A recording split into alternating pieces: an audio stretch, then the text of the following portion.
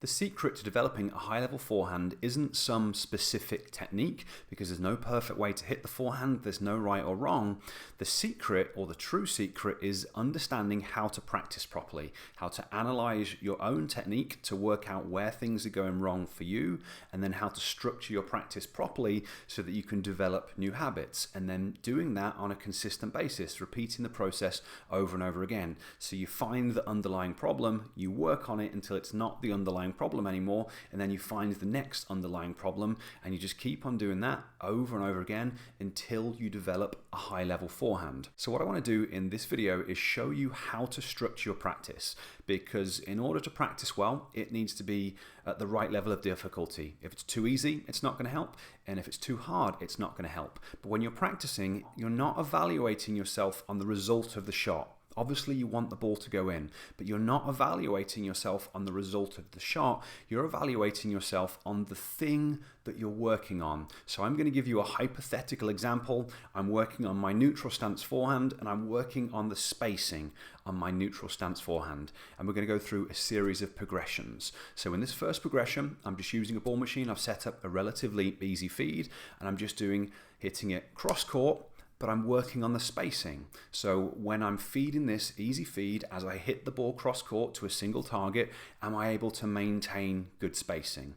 And what you'll see there is that every time I'm able to maintain good spacing. So this is a really easy practice progression. And for me, working on spacing for this shot, it's not going to be appropriate because it's too easy. I'll now make it more difficult by alternating where I'm hitting the ball. So it's the same single feed, but now I'm going to go cross court and down the line. And this just increases the mental or the cognitive challenge. It gives me a little bit of a distraction, but the thing that I'm focusing on is still the spacing.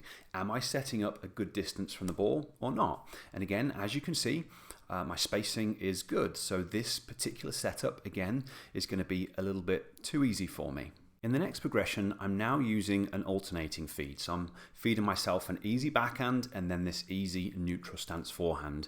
And it doesn't matter where the backhand goes, I'm not focusing on that. Obviously, I want to hit a good shot, but what I'm focusing on is, am I getting good spacing on the forehand? Because that's the thing that I've identified that I need to improve. And as you'll see, I am getting good spacing every time it comes to my forehand. So again, this isn't an appropriate difficulty of exercise for me to work on my spacing. But what I also want you to notice is that my timing goes a little bit glitchy. I've lost the smoothness in my forehand. It's not awful, but there's just a slight hitch as I transition from the preparation into the swing. And realistically, in terms of my left-handed development, that is something that I'm working on. I'm working on improving my timing. So I could use this drill to improve my timing. It would be an okay level of difficulty, but it's not appropriate if spacing is the thing that I'm working on. The next progression is an alternating feed, so it's still predictable. I know roughly where it's going. It's going to my backhand and my forehand, but this time it's a little bit more difficult. I have to move a little bit further, so it's going to challenge my spacing a little bit more when I get to the forehand side. Same thing applies, everything that I've just said. On the backhand side, I obviously want to hit a good shot, but it doesn't matter what the result of that shot is. I'm focusing on the spacing. And again, what I want you to see is that the spacing is still good on the forehand side. So if I was trying to fix my spacing genuinely, this wouldn't be an appropriate exercise. But again, notice that the smoothness of the timing isn't quite there, so this would be an appropriate exercise for me to be able to work on my timing. The next progression is a variable feed. So now I don't know where it's going, but it's a relatively easy setting, so it's going to be staying relatively close to me. So I've made the decision that I'm just going to work on my forehand wherever the ball goes. So it's challenging me because I don't know where the ball's going, and now again what I've got to try and do is just get the right spacing. And again, what you can see is that the spacing is good every time. So this level of difficulty wouldn't be enough for me to challenge my spacing, but we're going to continue to see what we've just seen, and that my timing is a little bit glitchy. So this is a really important thing to know. It's all about the thing that you're working on when you're trying to choose the appropriate level of difficulty. The next progression is another random feed, so I don't know where it's going. This time I've increased the spread, so it's going to go a little bit wider, so it might be pushing me out on my forehand, or it might be pushing me out more on my backhand. But again, all I'm working on is challenging my spacing.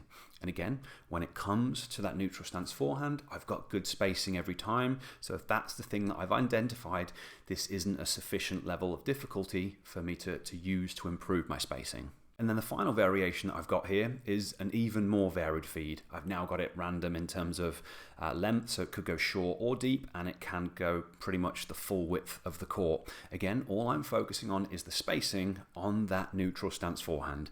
And what you'll see is that each time I get a neutral stance forehand, the spacing is still good.